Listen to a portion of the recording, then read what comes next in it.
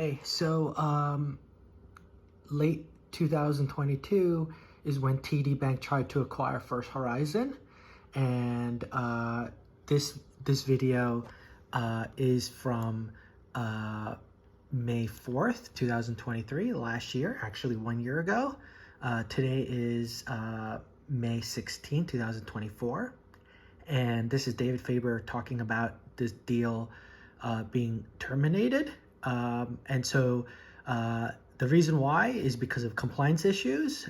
Me being a whistleblower, I expose some of the compliance issues because of the securities violations and fraud at Albert Freed, which was my former employer, which I talk about in my previous videos and my filings, as well as my GoFundMe page. So I just want you to hear what David Faber has to say and then see when he comes on, what happens on my Bloomberg by the Bloomberg people. And so a lot of my former clients, because I cover special situations and merger arbitrage, lost money on this transaction. And because they may be blaming me, they may be blaming me being a whistleblower, whatever the case is, they lost money, okay? And when they lose money, they're upset, and they were blaming me and upset at me even before this transaction when I left or got terminated in January 3rd, 2017. So this is May 2023, 6 years later, and they are still doing this on Bloomberg and retaliating against me and intercepting my communications, as you can see, because I'm playing this on my TV, which I've recorded, and you can see here what happened. So let's first listen to David Faber. You'll be okay if we don't let this deal happen. It'll be okay out there. And that does lead one to wonder whether they fully appreciate so this is my Bloomberg. right now and what it can mean. It seems hard Okay. to imagine they can't, but you would again imagine in an environment like this where you have an opportunity to put a regional bank in the hands of a very safe acquirer, that you would actually do so, that you would bend over backwards as a regulator to make sure that happened. And instead, they send a different sign saying, hey, we're confident you'll be fine. We can't let this deal happen. As is, at least at this point. And that's where we stand. I think you really great point of, I've been a big fan of Jay Belvin. They seem to not understand the depths of the problem. Because First Horizon, they were regulated forever. They were a solid and considered to be one of the best and most conservative regulators. So this video is pretty long, so I'm just gonna fast forward it. They're talking about the deal, blah, blah, blah. And then you can see here that they log on to Bloomberg, 9:04, fine. Mark Florin, my former co-worker from Albert Freed, fine, no problem. He typically does that, okay.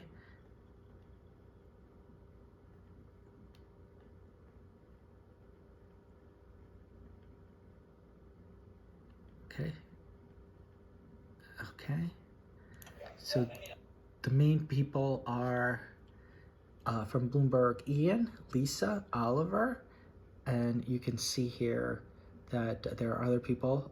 Sean, he was terminated, okay, from Bloomberg, okay, and the other people are not online. So this is the first video.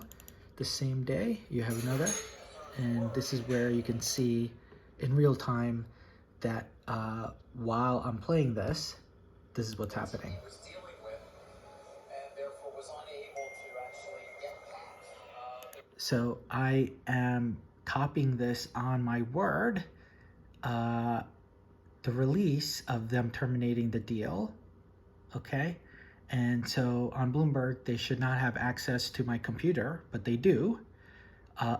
In addition, they should not be listening or being able to cyberstalk or intercept my communications, but they're able to do that even though, and they're able to do that through my Wi-Fi.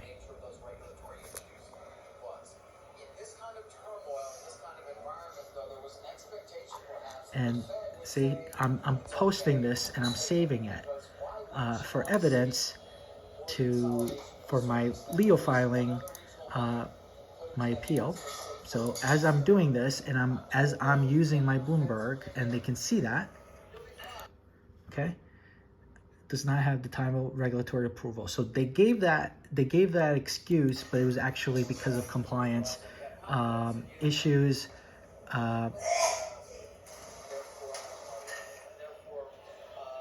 Okay. Stock is trading lower. My clients are losing money, and so here we go.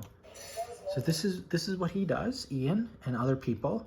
They go mobile, which is, so we can see when they're online, and many apps do this now. You can Facebook does that, and you can see when they're online or not online. And so Bloomberg allows that function to see when they're online or not online. So Ian goes mobile, and then he logs back on, right? So this is willful provocations, I call it. And he does that intentionally to get my attention. So Ian is in charge of enterprise at Bloomberg. He's the senior person at Bloomberg in London. And so he's in London. Lisa is in New York. Oliver is in New York. And these are the three executives at Bloomberg that are on my Bloomberg, in addition to all the other people on here, and many of them have been terminated. So just FYI, David Santina terminated, cover up. Wee Smith terminated, okay? All right, so other individuals have been also terminated from Bloomberg or elsewhere since then, okay?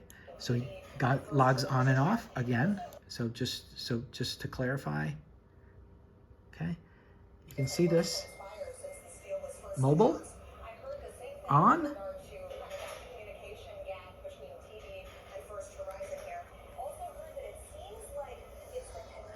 and I'm also getting a text, and so all of this is on the Wi-Fi, and because they're on the Wi-Fi, they're able to do this.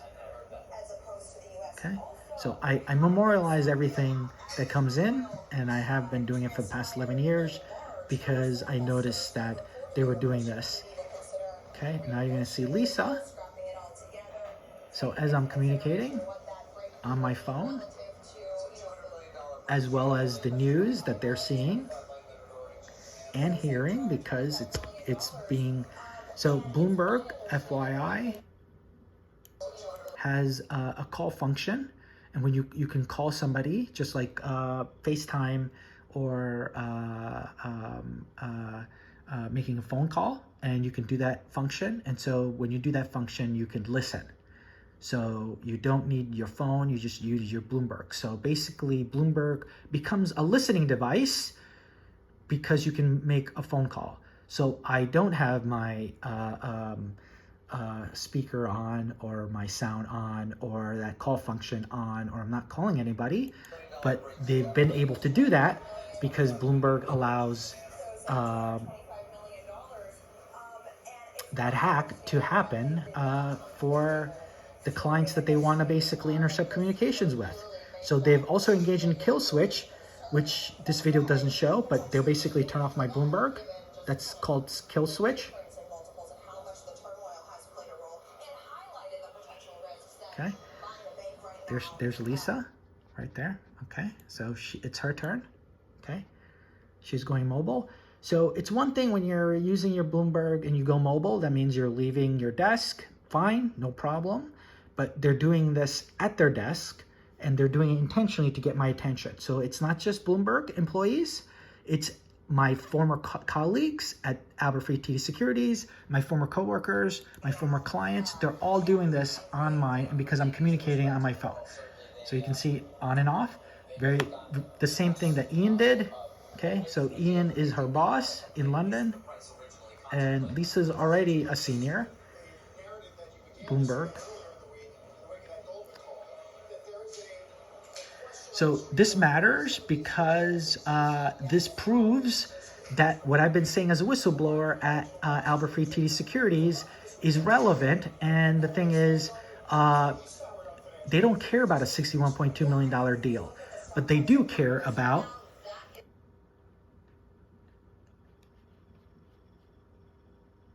$11 billion deal. They showed it, right? So let me show you the other video where it shows it. $13.4 billion deal, right? And they don't want to tie it to my whistleblowing. They don't want to tie it to this, but it is literally a compliance issue. So if you're going to harass and retaliate against a whistleblower, whitewash and cover up for these many years, then you have bigger problems. And that bigger problem basically tried to, which is at TD Bank, TD Securities in Canada, tried to acquire two entities, First Horizon, which they failed, okay, because of compliance issues in the US, because they needed Canadian approval, because it's a Canadian entity, and US approval here, because it's a Canadian bank, and Cowen, which they successfully did. Now it's TD Securities Cowen. So Cowen is a US based in New York, and that transaction completed. So that's fine, even though they had these issues, and for whatever reason, the regulators allowed them to to complete that transaction, right? But this First Horizon, they did not. And so you can see that you have this, and so you can, this is just one example of literally 1 million examples, because this is happening throughout the day, every day, for the past 11 years. Okay, so this is just one example where they're upset, and so you're not seeing them being upset right away, but they're gonna take it out on me in other videos that we'll post, because they're too busy right now dealing with the fallout of them losing money. So then after a while, they're basically taking it out on me. Okay, so here is the CEO on the same day. See, he says he has no real explanation.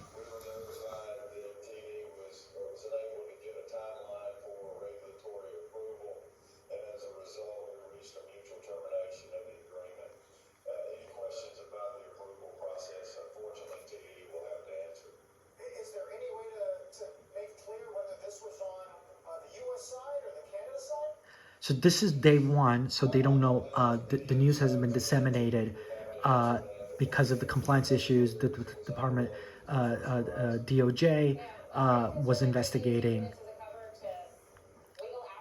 Okay. And so Wall Street Journal actually reported and broke the story of why this deal collapsed, and the regulators did not allow them to acquire a Canadian bank to acquire a US bank because of those issues at TD Bank. So what happens now? What's your next step? Are you thinking? Okay, so deal collapses. I think that that's it for this video, but in other videos I will show that everybody here just goes crazy logging on and off, because they're doing that because they know that I am memorializing them, right, of what they've done in the past. So I only posted them here just to show that who they are, right? I don't care. I'm not watching them. I'm not stalking them. I'm not harassing them. I'm not doing any willful provocations against them. I'm not logging on and off. Those are the things that they're doing against me, and they have been since 2013. So now it is 2024. So 11 years later, they're doing the same thing. And I put all this in my filings, and it's difficult to understand in the filings. So that's why I've had enough. I'm posting these videos and showing how everybody is involved. Albert Free, TD Securities, there's related parties that I mentioned, and they're mentioned in my filings.